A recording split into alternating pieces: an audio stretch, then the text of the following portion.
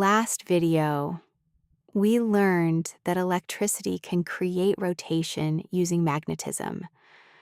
But how does that actually happen inside a real motor? What are the parts that make it work? In this video, we're going to open up a basic DC motor and look at the main parts inside.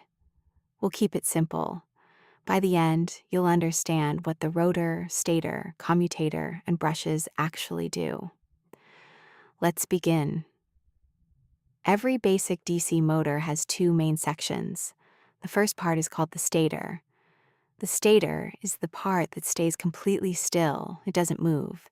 The second part is called the rotor. The rotor is the part that spins. These two parts work together to create rotation. Think of it like this. The stator stays in one place and creates a magnetic field. The rotor sits inside it and is able to turn. The interaction between these two parts is what makes the motor work. Now let's look at the rotor more closely. The rotor has a coil of wire wrapped around it. When electricity flows through this coil, the coil becomes an electromagnet. This is very important. The rotor doesn't spin by itself. It spins because the coil turns into a magnet when electricity passes through it. Next, we have the permanent magnets. In most simple DC motors, these permanent magnets are attached to the stator, the part that doesn't move. These magnets are always magnetic. They don't need electricity. Their job is to create a constant magnetic field around the rotor.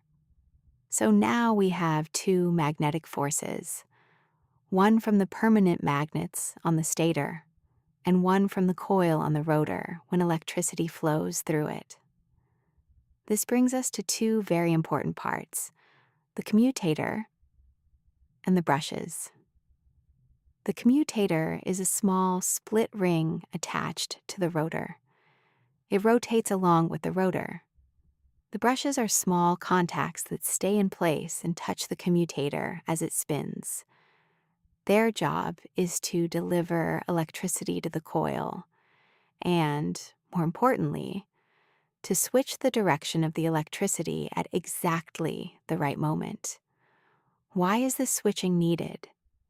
If the direction of electricity stayed the same, the rotor would only turn a little bit and then stop. The commutator and brushes keep switching the current, so the magnetic push and pull continues again and again. This is what allows the motor to keep spinning smoothly. Let's quickly go through how all these parts work together. Electricity comes in through the brushes. It goes into the commutator, then into the coil on the rotor. The coil becomes an electromagnet. The permanent magnets on the stator push and pull on this electromagnet. This creates a turning force. The commutator keeps switching the current, so this push and pull happens continuously. As a result, the rotor keeps spinning. That's really all there is to a basic DC motor. To summarize, the stator stays still and holds the permanent magnets. The rotor spins and carries the coil. The commutator and brushes switch the electricity so the motor keeps rotating. In the next video, we will go one step further. We will see exactly how these parts work together in real time to make the motor spin continuously. We'll also look at what happens when the motor is under load. Thanks for watching.